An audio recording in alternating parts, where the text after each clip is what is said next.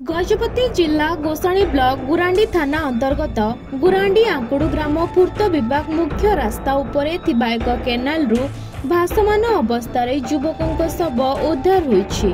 गुरुवार सकाळ प्राय 10टा समय रास्ता रे जाउथबा किछि व्यक्ति जने व्यक्ति को शव केनाल रे भासुथिबार देखिबाको पाई तुरंत गुरांडी थाना पुलिस को खबर देथिले।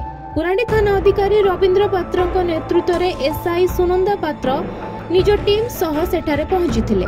यापर पुलिस कर्मचारी माने केनाल रु शवटी को उद्धार करथिले। शवटी को उद्धार करबा परे मृत युवकक नाम टी श्याम सुंदर राव एवं तांको घर आंकुड़ू ग्राम निकटस्थ वीर नारायणपुर बोली जणा पड़िथिला। यापर पुलिस शवटी को पारलाखेमुंडी स्थित जिला मुख्य चिकित्सालय को व्यवच्छेद निमंते पठाइथिले।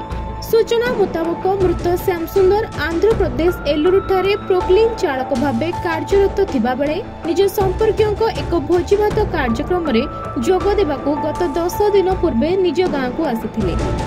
तेबे बुधवार ठारू से निज गाँ रे नथिले।